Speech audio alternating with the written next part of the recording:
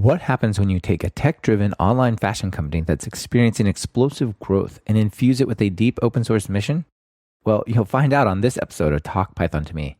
We'll meet Lauri and Rafael Caricio from Zalando, where developers there have published almost 200 open source projects on Github. I'm a developer in many senses of the word, cause I make these applications, but I also use these verbs to make this music. I construct it line by line, just like when I'm coding another software design. In both cases, it's about design patterns. Anyone can get the job done, it's the execution that matters. I have many interests, sometimes it conflicts. Welcome to Talk Python to Me, a weekly podcast on Python, the language, the libraries, the ecosystem, and the personalities. This is your host, Michael Kennedy. Follow me on Twitter where I'm at mkennedy. Keep up with the show and listen to past episodes at talkpython.fm and follow the show on Twitter via @talkpython.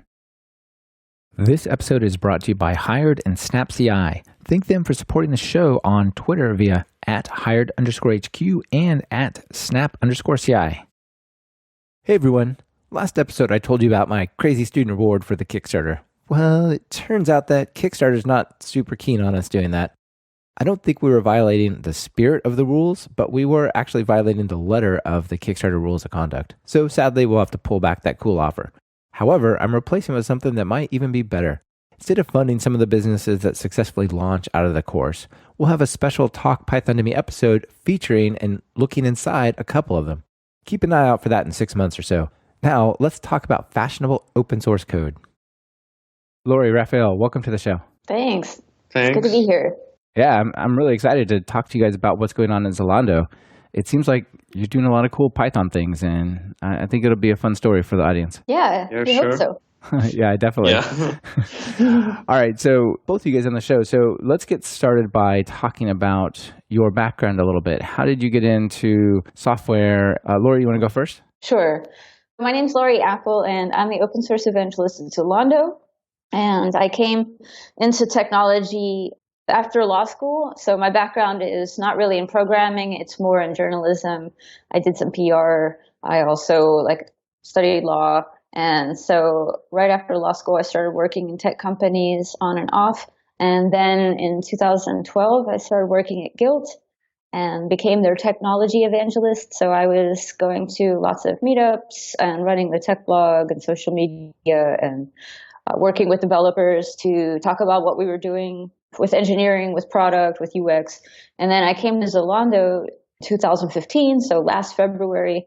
And first I was doing technology evangelism, and then my job kind of morphed into just focusing on the open source evangelism because we have so much work going on the open source scene. If you look at our dashboard, we have almost 200 projects, and so there's lots to maintain.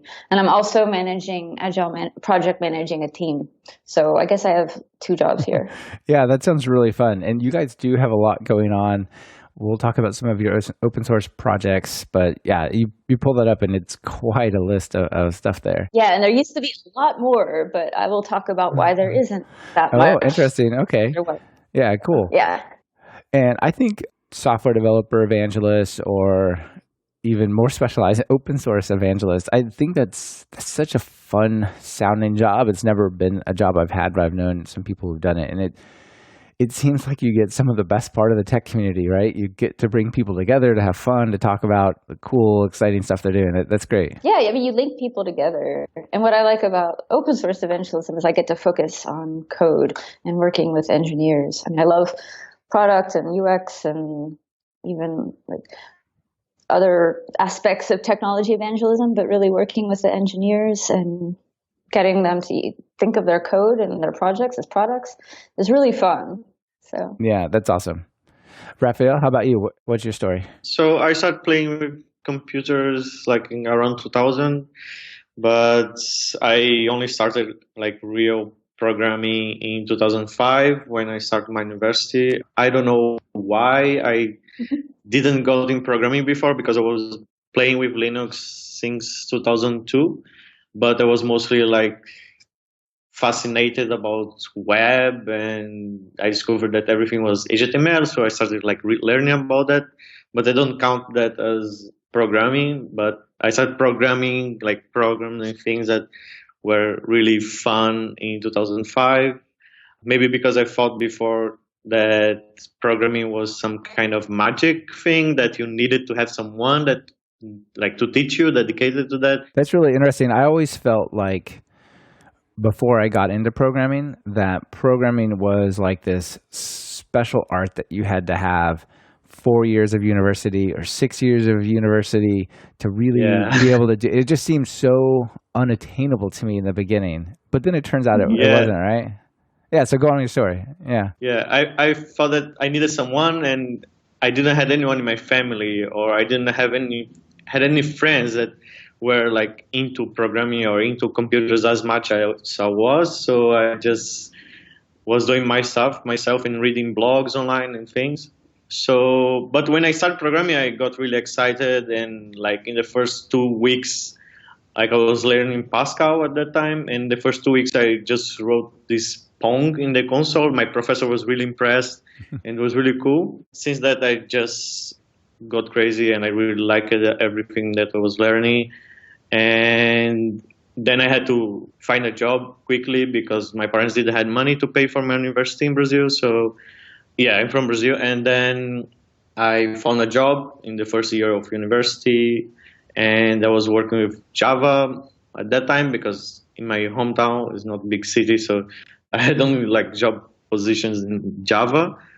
And then in 2007, I discovered Python. I was just looking for like a easier or more like concise way of writing code.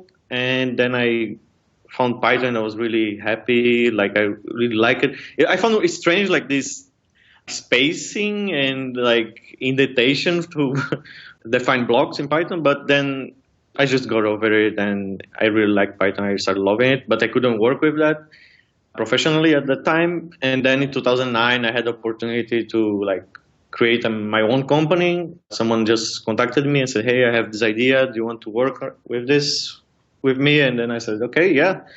And I started working with Python for web development using Django, and it was really cool.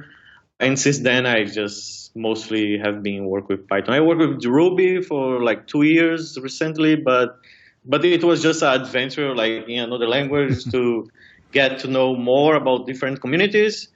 But I really like Python, and I decided to like get back to Python. And this year, I joined Zalando, and I started working with Python again, and I really like it. Oh, yeah, that's a cool story. I think a lot of people get freaked out by the white space, the significant white space in the indentation. You're like, especially if you come from trips you up. It's totally it's a different way of thinking, right? Normally you're used to other languages, C languages, JavaScript languages that have curly braces and semicolons and all this formality in the language, that extra symbols in the language, I guess. And they just seem required when you learn programming. But then if you go and learn Python, if you learn Python first, I suspect it's different. But if you go and then learn Python, you're like, well, how can it work without all these support symbols? But it takes about a day, and then you're like, I don't miss those anymore.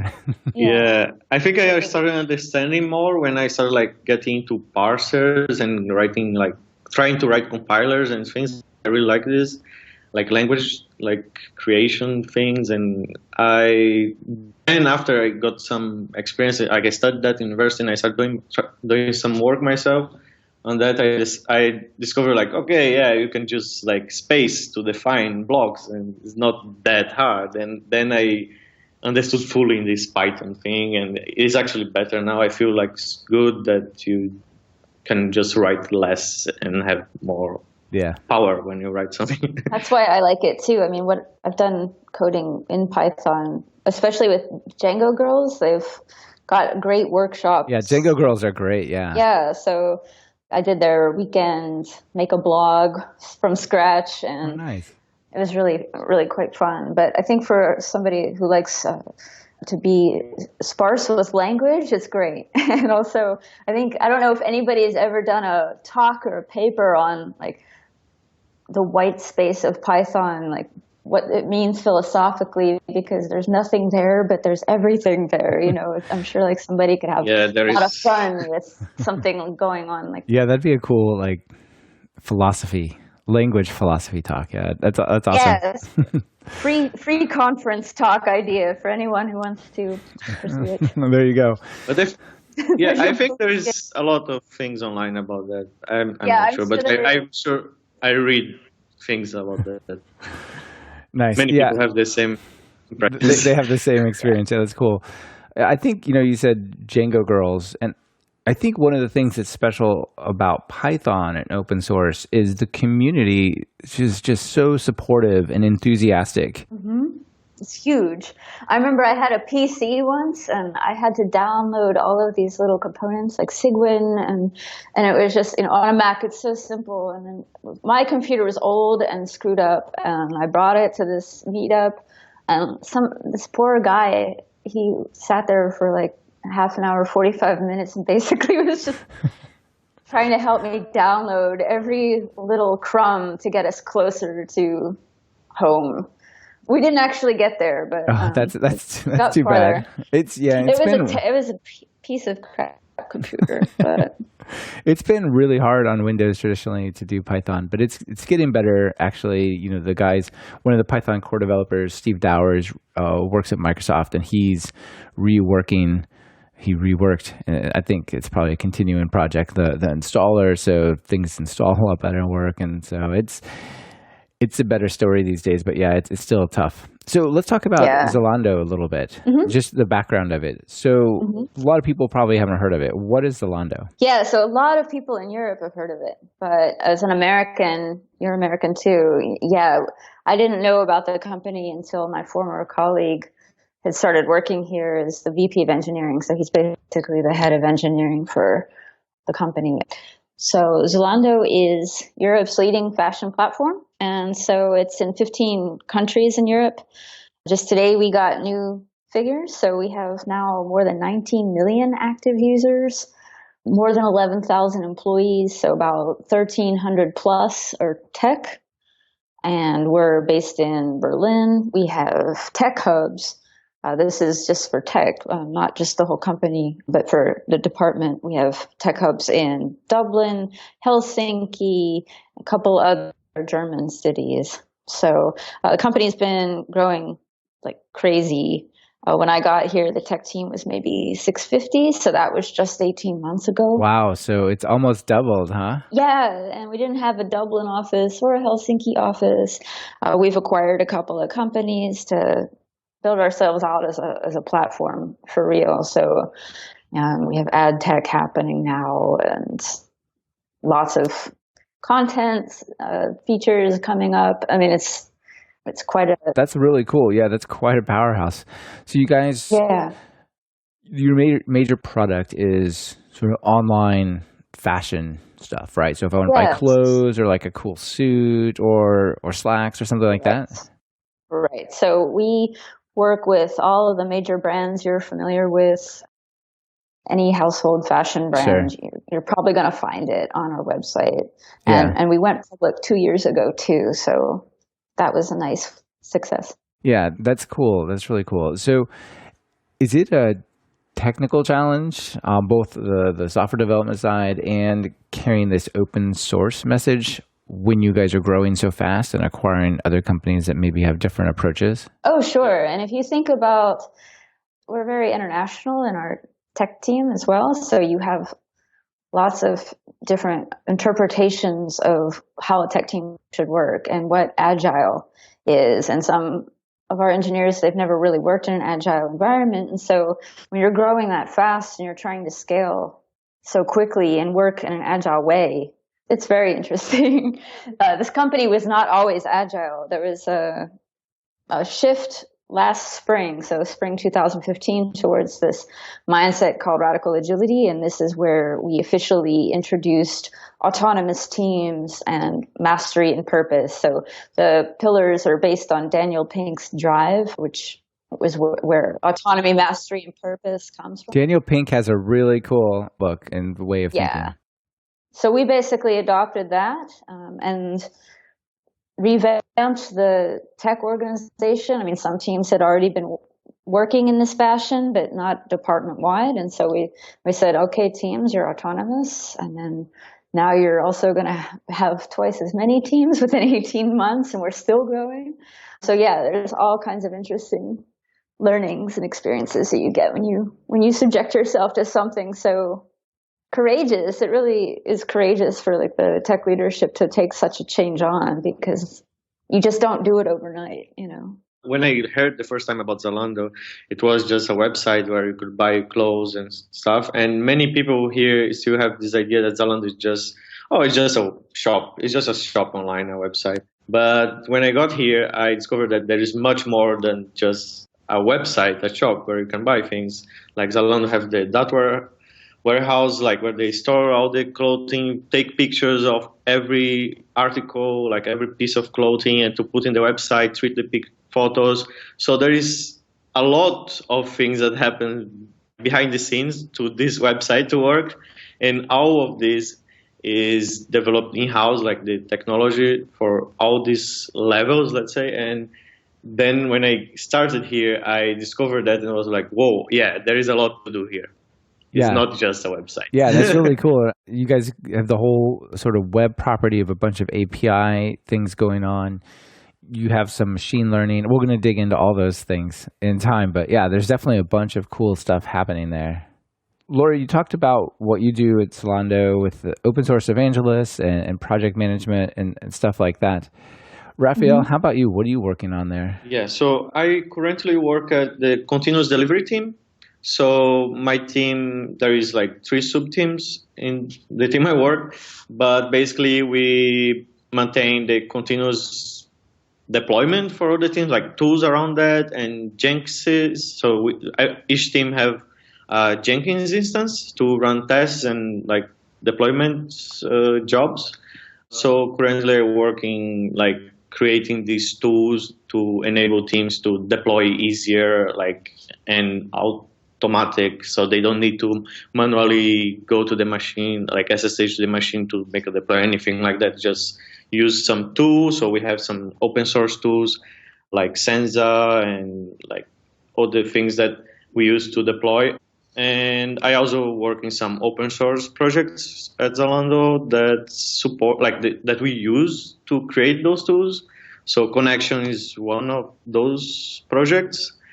Yeah, and basically that's what I do. I develop software here, and I also support teams also in like helping them. Like they come to me, they sit next to me and say, "Hey, Rafael, I cannot deploy. Like there's a problem here," and I see if it's a bug or if he just misusing the tool. Or, sure. Yeah, so.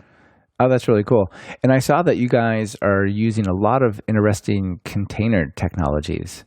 So are you using Docker? Yeah. Yes.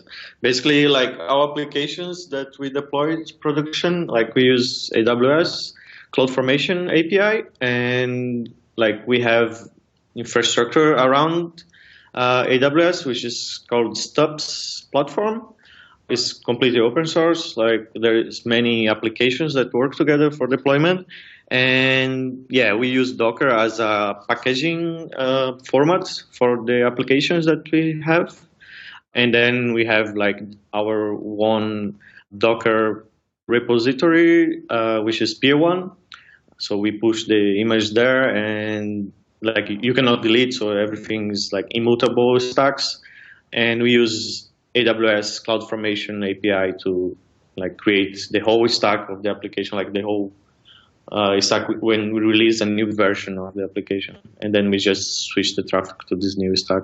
So yeah, and there is other tools to access the machine, and everything is logged, so you know like who accessed which machine for what, in which time, in what time, and this is very important for traceability and for compliance here in Europe. Yeah, of course. How many different systems do you have running in AWS? It must be a ton, right? Yeah, there is a lot. I don't even know. Yeah, how do you guys keep track of that? Each team have their one AWS account, and we have one service that, like in this Stops platform, we have one service that crawl like all the APIs that we have, because like our applications, they are registered in one application that, like one of the applications of Stops that manage the other applications, let's say. It's called Q. Yeah, so you've got like an app to manage your apps. Yeah. Okay. That seems pretty Yeah, standard in so Docker though, right? Because it's hard to know what is where. yeah. So here we have like a central point of where we register all applications. So from that, you get access, like your application can get credentials to access Amazon and to access other applications endpoints using OAuth 2. And also these application manage the versions for like the new versions of each application. And there is another tool that crawls all the endpoints that are registered in this queue. That's the name of the application where we registered. So basically, you can make an API call to this crawler, and yeah, it will list to you like all endpoints that we have in Zalando. I see. So it does kind of like a service discovery thing for you. So you might start by saying, Yeah, I want to we have talk to the credit card service. Where is it? Oh, it's over here. Okay. And then you go make a secondary call to that, something like this? Yes, and we make extensive use of Swagger, Open API definitions for every application we create, like every application that we have APIs for that. And all the definitions, like the Swagger definitions, they are like open endpoints, so we can describe like and know what API is waiting, like call or like what are the parameters and everything. And we have also a bunch of tools around Swagger, and Connection is one of these tools. Yeah. And this thing Stoops, if it's stups.io, and a lot of the components there are made out of Python. Like Rafael's team is currently working on Senzo, which is part of the Stoops ecosystem. They have this project called Lizzie that also is like works with Stoops. Rafael can explain it better for you, but okay. A lot of that is Python, but also Java, and there's some Clojure, but everything that I'm talking about here is in this Stups.io, and everything is open source. So you can just find it online. The documentation is online. So. Oh, that's really cool. Yeah, and it's really well documented, and it looks like it's really built to manage this type of set of applications within AWS, right? Like it's built on cloud formation and CloudTrail and all those different types of things, right? Yeah, and they're based around making the idea of autonomy, right, is factored into the way that Stoops is architected. So if you have every team with their own AWS account, then Stoops helps those teams work autonomously,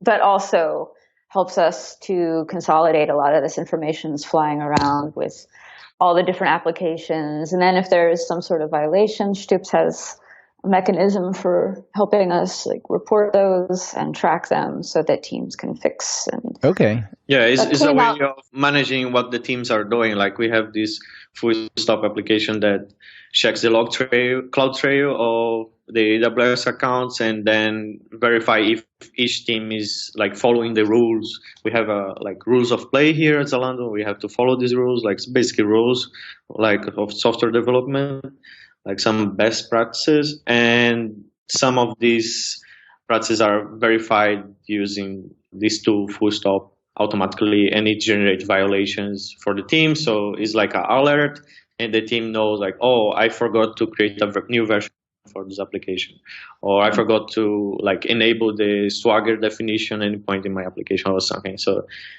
it's really useful. And then it gets reported to your turn, which is like this front end, so you can go and search for your violations by your team. I see. Wow, this is really fascinating. That's quite the system that you guys have in place there. And the integration with Swagger, which we can talk about in a little bit, is also really nice. So you can discover it in a meaningful way, not just know that it exists, right? Mm-hmm. Yeah. Okay, awesome. I'll definitely link to that in the show notes because that's a cool project. Mm-hmm.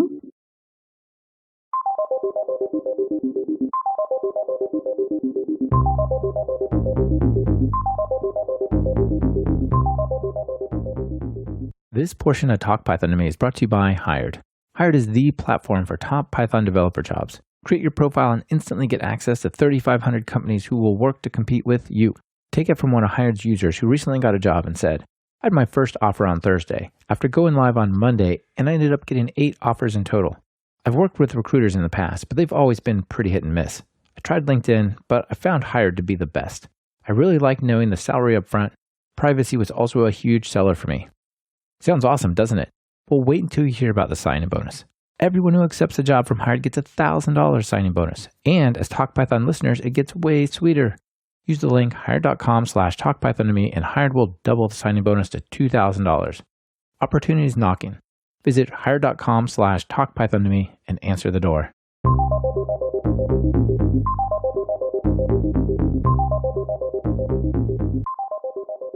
Maybe Lauri, go first on this question. What are some of the real technical challenges you guys have at Zalando? Well, I think we talked about the scalability. So that's one. When you're growing a team so quickly, and how do you get everybody on board? And also, how do you make sure that the team ingredients are right when you're moving so fast, so that you have your balance within teams of senior, junior, front end, back end. I mean, when you're coming from a more command and control background, like a lot of the teams were when Radical Agility went live, you're talking about engineers doing a lot of functional tasks and seeing themselves as the back ender. So why would I want to talk about front end? What do I know about that? Or you have it on the opposite. I'm a front ender. Yeah. What do I know about API calls and OAuth? So one of the challenges is really getting teams to be cross-functional. And so that's something that we're actually working on more recently. We're starting to, we've rolled out an inner source pilot. So not just doing open source for the world, but also internally, because we have services and libraries and other stuff that we can't really release publicly. Either it's too embryonic, or it's just really tightly connected to what we're doing, and it wouldn't provide much value to the world. We used to just kind of release a lot of that stuff online too, which is partly explains why we have less open source on our dashboard than we did, because we were kind of releasing stuff. Because Radical Agility was just very exciting for a lot of the engineers. Like, they get to finally do open source, and so they just went to town. And now it's sort of like, okay, what is the purpose? Bringing that idea of purpose back into the work. And so if the purpose is to serve us, we probably should just keep it on GitHub Enterprise and work on it ourselves. But, ourselves isn't just our own team. It's the other team down the hall, and the team in Dublin, and the team in Helsinki. So we're really pushing this idea of inner source so that we can foster more collaboration internally. And over time, if you see, we have some repos where one engineer makes 600 commits, and then the next engineer makes maybe 100, right? So there's this team imbalance. With inner source, if you have more eyes on your work, more people asking questions, maybe making contributions, hopefully over time you start to see the workload balancing out, and the knowledge that comes with making a service or library component starting to get more distributed around the teams. And so this is a challenge, because some teams are more ready for it than others, right? Yeah, of course. Some people don't want anyone to look at their code because maybe they're afraid of that it's bad, right? So another challenge in all of this growth is making sure that you're reinforcing to your developers that they have the right to make mistakes, and that they're here to learn, and also to learn from their mistakes and get better at coding, get better at reviewing code, and all of those other parts of the engineer's job. Yeah, okay. That's really cool. I'm a function. Or I'm a robot. I work on the database connection part, or whatever, yeah. Yeah, exactly. Yeah, so one of the primary goals of that whole agile thing in its origin was about this creating cross-functional teams and learning more vertical slices of the app than just being stuck on your little part. And you talked about switching to Radical Agility, and that's based on Daniel Pink's work, which is his whole motivation thing is amazing. But can you talk a little bit about what makes Radical Agility different than, say, Scrum? What is it like to actually do Radical Agility? Sure. So with Scrum, it's sort of your ceremonies, right? You have the Scrum process, and you have the sprint, and you have the certain number of meetings, and it's pretty straightforward. It's your start, your check-ins, your end, and your retrospective. The team I'm working with has more of a Kanban approach. So I let them choose the backlog. So they order the tasks that they want to work on. They rate their priorities, and we do a daily stand-up, but we don't have fixed periods of time. We're not doing a month long. We're just checking in regularly to make sure that the work gets done and keeps flowing. But there's also Scrum elements in that. So that's just with my team. But if you go down the hall, they may be working in a Scrum setup to the book. You may go down the other hall and you may see a team that's doing some kind of Scrum waterfall Kanban mixture. I mean, every team is sort of at liberty to figure out what works best for them, because there's just really no cut and dried Scrum works for everyone or Kanban works for everyone. Teams have different personalities. They bring different ingredients to the table. And really what autonomy means is you find something that works, it helps you deliver, and you iterate on that. And it doesn't have to be any sort of fixed thing. I mean, you start talking about fixed systems, then you're counter agile, So it's abstract, and it's hard to, it's part of that doesn't happen overnight thing. Of course. It seems to me like a lot of iteration. Yeah, it seems to me like one of the things that's sort of core to Daniel Pink's work is about autonomy. And he's done some really interesting experiments and brought together others experiments around sort of when you're doing knowledge work, what makes you the happiest and the most productive. And it's not the biggest pay increase or anything like that. It's about autonomy, right? You get to control your future. So it sounds to me like these different teams kind of get to have a lot of say in how they work day to day. Okay, cool. Yeah, I think if you go to each team here in Zalando, they work differently. And I really like to work in my team because we don't have a lot of bureaucracy. We have stand-ups every day. It's just to check in and see if you need some help or if you're stuck with something else that someone can help you. But we work kind of I would say open source. We really work with GitHub Enterprise and GitHub. Is where our projects are, and we have clients Summers here, users of our applications. So they open issues there in the repos, and then we just have these plannings every Friday where they say okay, this week more or less, next week we will work on those issues, and then we just assign the tickets and work on it, and there's no overhead of what meetings, and we just sit, do our work, send a pull request, send a link to people, say, hey, could you please review this? And we just basically work in this Git flow thing, and it's really good. I feel really comfortable work this way. Mm-hmm. Yeah, that's cool. The whole Git flow style is really quite fantastic. So let me put the question to you, Rafael. What you're doing and where you live in the whole technical space, what are the biggest challenges you see technically? Yeah, right now, I would say that is making the teams understand how our architecture work, how our tools work, these steps, and how to use it properly to make them work faster.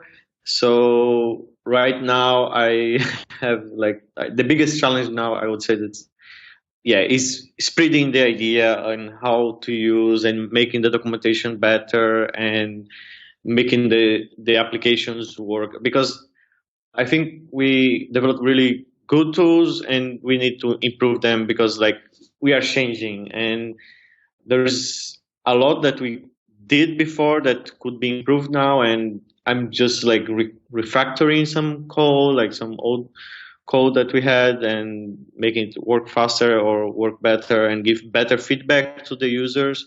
And I think making this open source idea more internal, Lauri said about inner sourcing, is more about spreading how our projects work and make people use and be autonomous to just read the documentation and start working. So we really work developing tools for other teams. So I think this is very important for my team specifically, and making the tools easy to use for the teams and make them be able to work autonomously. I mean, one of the challenges too, just to when you have a team of this size, and teams are really, we've encouraged people to use the tools that they want to use to get the job done. But when you start to have too many tools, too many languages, too many things, then it becomes hard to inner source, because you may have a great project, but one team is in Java, the project is in Python, and the Java folks are going to have to ramp up a little bit to learn Python, and they may not have the time to do that. So we've actually created a tech radar, taking a nod from ThoughtWorks, who have their tech radar. So we implemented that idea for our own team. And so we have certain languages it's all organized in concentric circles. So we have like our approved list, we want you to use these things, and then sort of like on hold, so that we're flexible enough to start working with new technologies as they become more useful and more popular. And so we have a certain collection of languages we really encourage teams to use, and Python's being one of them. But yeah, That's a really smart idea, the whole tech radar thing. That's cool. yeah, ThoughtWorks, their thoughts work. I don't know if they use that, but maybe they. You just gave them a new tagline. Yeah, it's really cheesy, but yeah, they probably would not want that, because I think. But yeah. Yeah, cool. So you said that you had started out with sort of a Java monolith app, and you're kind of moving more to this microservice architecture where there's more different technologies, smaller building blocks. It's all supported by stubs. Can you talk a bit about that? Sure. Yeah. So when Zalando was founded, it was like Magento, it was PHP, and that was fine for a little while, but then the company grew, and so we moved to the JVM in about 3.5 months. So you can imagine what that was like. Lots of work. And that worked pretty well for about 4 years or so. But then you have a monolith, such a huge company, such a huge team. It just made fixing bugs, working really slow and difficult. It held us pretty much to featured technology, and that's not very exciting if you want to play around with different languages, different technologies, even for the hiring side. Yeah, and as an open source evangelist view, right? Like you can't easily release that as a thing to the world and to participate, right? Because it's just one giant Java app.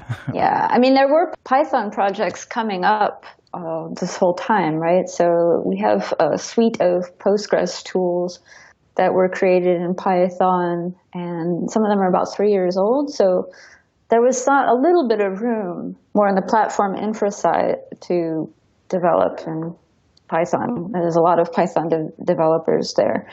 But on the whole, yeah, it was pretty monolith. So then now, with Radical Agility, there's this shift. Rafael mentioned the rules of play. One of the rules is microservices, supporting and building out this kind of architecture.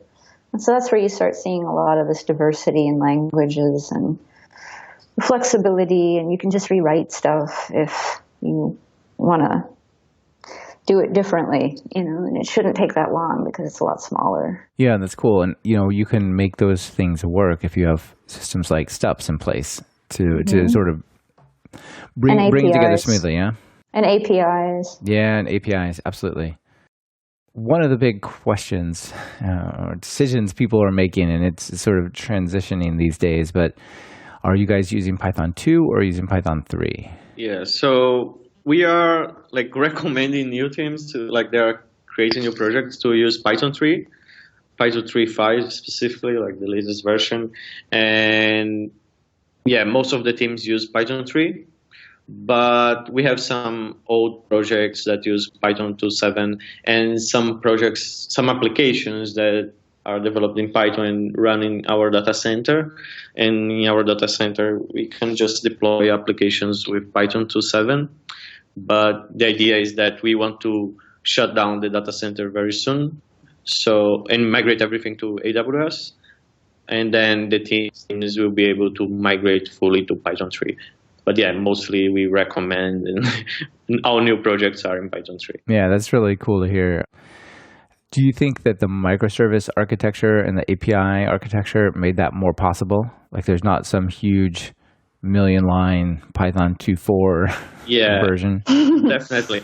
Yeah, like having microservices instead of a big monolith application makes it easier to just replace the old application, just fix or update the code that we had before and to be compatible with Python 3 and take advantage of the new libraries and integrations in the standard library of Python 3. So we can just even like reduce the dependencies and just have a more concise code. Yeah, that's cool.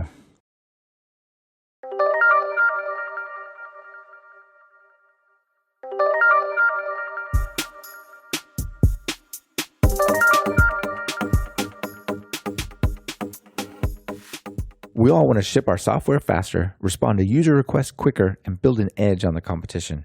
But the faster you go, the more likely a bug or issue will slip by and cause your users grief. I have the same trade-offs with my Talk Python websites and infrastructure. That's why I use SnapCI. Every time I check in at GitHub, SnapCI springs into action.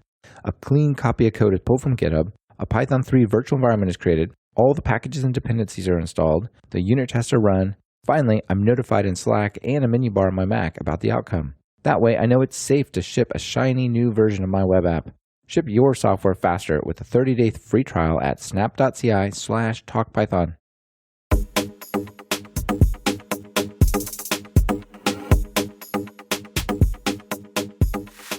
So let's talk about some of the open source projects you guys have going. You have your own GitHub pages section, so Zalando.github.io. And in there you have a really cool, you call it a dashboard, I guess, a really cool dashboard of all of your open source projects, broken down repositories by language, and there's a bunch of cool stuff. So first of all, like, how did you create that page? Do you guys know? In-house, it started as an onboarding team, so onboarding project. So our onboarding is pretty intense because every month we're adding dozens of new folks to the tech team. So we had a system or program for a while where the newbies would work on something for part of their onboarding. And so the dashboard came about as that. And then in May, we made some fixes with our UX designers, and it was a different team, just redesigned it and added the search feature, and we changed the formula a little bit to reward activity and external contributors and stars. So like you'll see Connection, which is Rafael's main project that he's working on, is at the top project. Yeah, way to go. That's awesome.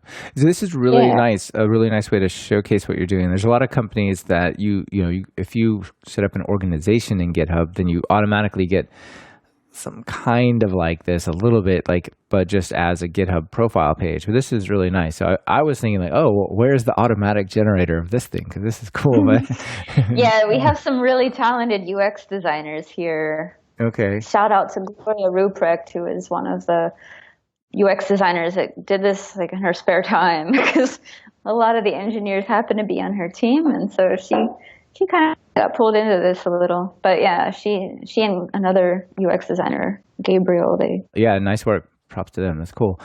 So Rafael, let's talk about your project a little bit. Let's talk about Connections. Okay. CONNEXION. What is that? Yeah, so Connection started as we were developing this tool, like this API in Python for deploying applications. And actually, João started even before I joined Zalando.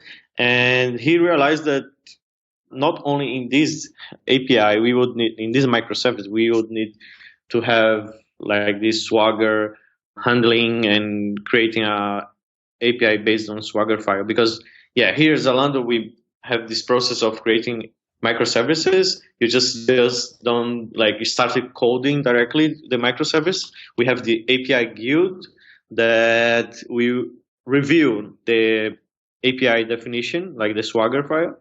So if you want to create a new microservice here at Zalando, you create your API definition, the Swagger file, and then you go to the API guild and you show them there is some guidelines and there is some rules that you should follow when creating a new API.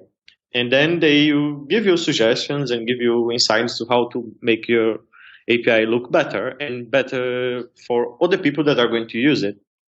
And then you have a definition of your whole API even before you write the first line of code. Yeah, that's awesome. Yeah, let me just ask you for everyone's sake, because not everybody knows what Swagger is or how Swagger defines a documentation or how it can be used to actually build an API itself. So what's Swagger? Yeah, Swagger is like a specification that is a standard. There is many standards that started popping up around specification of APIs, like how HTTP requests should be made and which endpoints are available, which parameters you're waiting, which validations are, which formats the parameters should be. And I would say that Swagger is the one that's winning now and is recently supported by the Linux Foundation and is changing the name from Swagger to Open API. So that's why sometimes I was saying Swagger Open API because it's changing the name. The official name now is Open API. So it's the version 2, is the latest version. They are working the version 3, but currently we use the version 2. And it's just a way to define your API in a pretty good detail. Like you can define the endpoints, the parameters, what are the HTTP status that should be expected by the clients. And from this specification, you can generate code. Like there is a Swagger Code Gen. It's a tool that you can generate code in many different languages, including Python. And if you use the Swagger Code Gen, you can generate actually connection Python code that use connection out of your Swagger definition. And you can just write the code that already have dictionary validated and the way you expect it, the way you define Swagger definition. Yeah, so connection basically is built on top of Flask. You give it one of these Swagger files, which is a YAML file format that talks about the various endpoints and the type of data is passed to them and so on. And it will basically automatically set up the routing and the data passing, and you just write the functions to actually do the processing. Is that the right summary? Yes, exactly. In the Swagger file, there is a property like operation ID, and we use this property to assign which function should be called for each endpoint.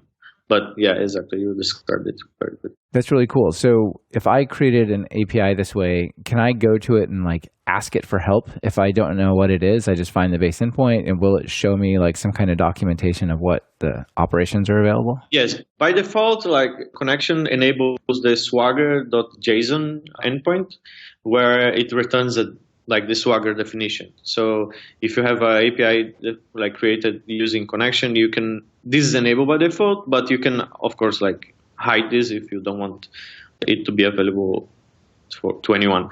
At Zalando, we have this by default enabled, so you can inspect in new APIs and see what they expect and how you should call it. Okay, nice. And is there a way to get a friendly human readable format? Yes. In Connection also provides UI for that. There is a Swagger UI that is a standard in Swagger projects, and Connection provide this as well in the UI. You have an API creating connection, you does dash UI, and you can see this dashboard. You can also disable it if you don't want, but there is this console that you can just have. You just have an interface, HTTP page, HTML page where you can just make requests. Okay, to your API using an interface. Yeah, that's really cool. And so this plays a central role in describing and building a lot of the APIs that are in your stubs. They're deployed into stubs. Yes. We have also the same idea as connection. You create first the definition and then write the code that handles the endpoints defined in the Swagger definition.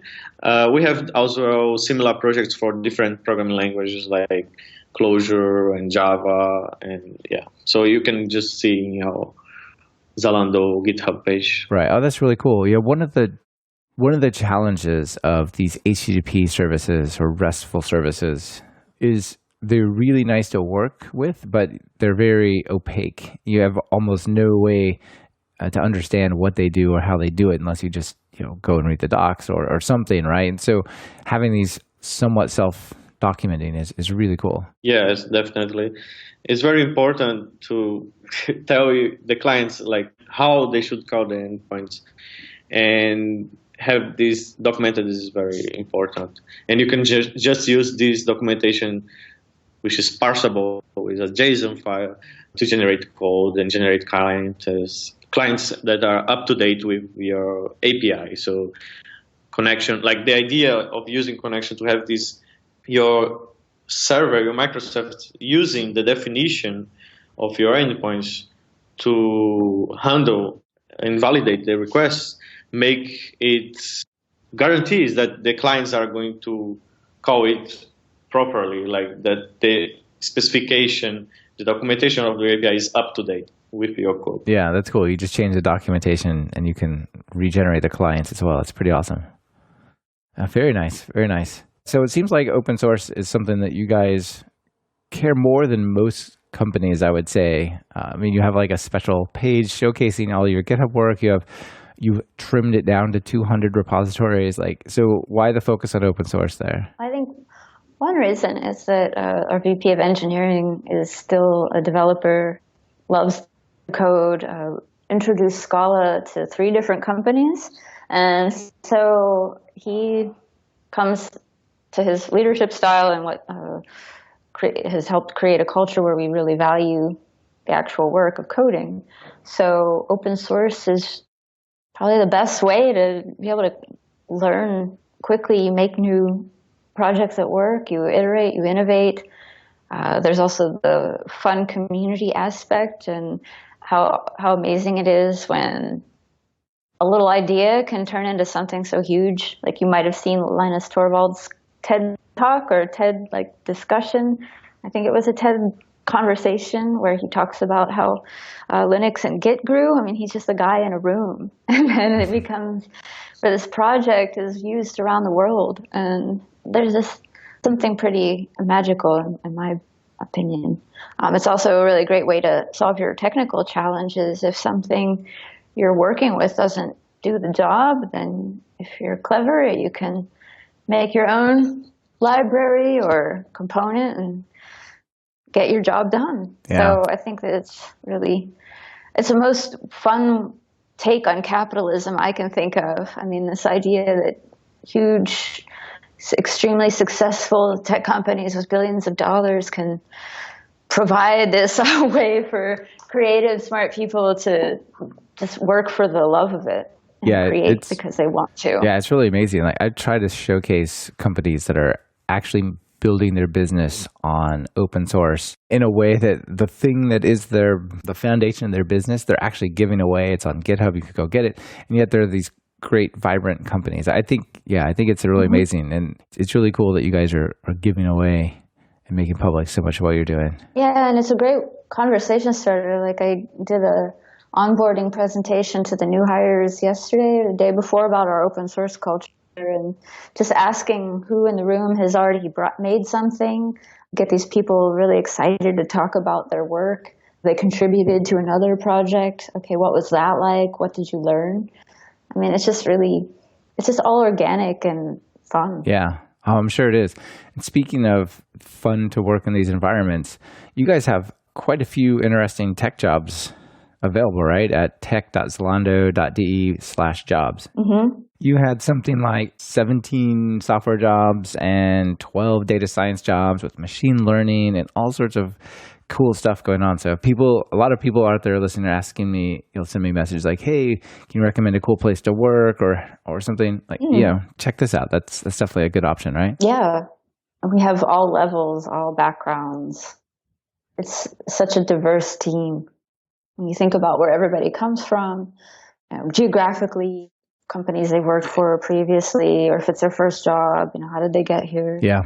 I really like the idea to work with people from everywhere around the world. Like I'm from Brazil, but in my team there is people from Poland, from Portugal, from Netherlands, and from US. There is people from everywhere, and it's really cool. Like it's really nice. You have very interesting conversation, like at the lunching time, or like about different cultures and backgrounds, and it's really cool. Yeah, that's really cool. Awesome. So people check that out if you're interested in working on these types of projects. So I just have a few moments left. Let me ask you guys 2 questions that I normally ask everyone at the end of the show, and whoever wants can take them. So on the Python package index, there are over 80,000 packages that do, open source packages that do so many amazing things. Do you guys have one you recommend or that you think is pretty cool? Yeah, like we use a lot of requests. It's a pretty known package, but yeah, we use a lot and it's really good. It works really nice. So I would really recommend if you don't use it, you should. Yeah, request is pretty awesome. And we have an engineer on our team, Henning, he was largely responsible for our Python work earlier on when we were the Java monoliths and didn't have too much happening with open source. So he's got a fair number of packages up there. So I'll give a plug for NSEnter. It's a Python package that lets you enter Linux kernel namespaces with a single syscall. So okay, awesome. He probably need it and made it himself. He's kind of like that. He just puts out a lot of code and lots of projects. Yeah, that's great. It's amazing how prolific some people are, right? Yes. Cool. He's one of them. Yeah, very cool. And then the other question is, when you write Python code, what editor do you use? I personally use Emacs, but there's not many people here at Zalando that use Emacs. Like we have a guild and there is a few people there, but most of the people that work with Python here, they use PyCharm. Okay, yeah, PyCharm is definitely a good one. And Emacs, I would say, is quite popular out there from the people I've interviewed. So yeah, that's cool. And I like Atom. Yeah. Atom works for me. Yeah, I think like Emacs, like if you really want to sharp your tool, like I really like to spend time just configuring my editor and seeing it working better and having new key bindings that do magical things for me. It's okay, really... yeah, that's cool. Yeah, Emacs is great for that. And yeah, Atom, I like Atom as well. Yeah, it's a good one. Sublime Text also does the job. Yeah, very cool. I'm not too picky on features. It's like bare minimum, but I think both are so very loved by people who are picky about things. So nice. All right, a final call to action. People want to get started with your open source stuff or learn more about it. What do they do? You should go to Zalando. So that's zalando.github.io. Look at what we have. Poke around. See if there's something that looks interesting. Definitely try out Connection. Check it out. See if there's some feature or bug you want to fix. Ping Rafael. He'll probably be the one responding to you if it's not Zhao. Yeah, we have a bunch of open issues there. You can just pick one and work on it. And there's another project too that's pretty exciting called Patroni that's also coded in Python. And we're actually trying to get more folks that use Kubernetes with Google Cloud Engine to try that one out. But it's we have a lot of Postgres fans. We have a couple experts even in Postgres. We've been using it for several years. And so Patroni is a template for Postgres high availability. And you can use it with Zookeeper, etcd, or Consul. And we developed it. We have Josh Burkus of Red Hat. He's made a couple, maybe I should say, he's made quite a number of contributions and was also talked about it at KubeCon. So we're really trying to get more users of it, especially in the Kubernetes community. Yeah, those sound like great projects. And yeah, you guys have a ton of open source things available on your GitHub pages of links. So I'll be sure to link to all those things.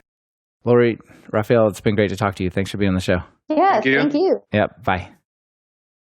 This has been another episode of Talk Python to Me. Today's guests have been Lauri Apple and Rafael Caricio, and this episode has been sponsored by Hired and SnapCI. Thank you both for supporting the show. Hired wants to help you find your next big thing. Visit hired.com/talkpython to me to get 5 or more offers with salary and equity presented right up front and a special listener signing bonus of $2,000. SnapCI is modern, continuous integration and delivery. Build, test, and deploy your code directly from GitHub. all in your browser with debugging, Docker, and parallelism included. Try them for free at snap.ci/talkpython. I'm so excited to finally be able to unveil my Python for Entrepreneurs course that I told you about at the top of the show. If you want to learn Python web development and launch an online business, you owe it to yourself to check out the Kickstarter at talkpython.fm/launch. I hope we can build something amazing together. You can find the links from this episode at talkpython.fm/episodes/show/72. Be sure to subscribe to the show. Open your favorite podcatcher and search for Python. We should be right at the top. You can also find the iTunes feed at /iTunes, Google Play feed at /play, and direct RSS feed at /RSS on talkpython.fm. Our theme music is Developers, Developers, Developers by Corey Smith, who goes by Smix. Corey just recently started selling his tracks on iTunes, so I recommend you check it out at talkpython.fm/music. You can browse his tracks he has for sale on iTunes and listen to the full-length version of the theme song. This is your host, Michael Kennedy. Thanks so much for listening. I really appreciate it. Smix, let's get out of here. Stating with my voice, there's no norm that I can feel within. Haven't been sleeping, I've been using lots of rest. I'll pass the mic back to who rocked it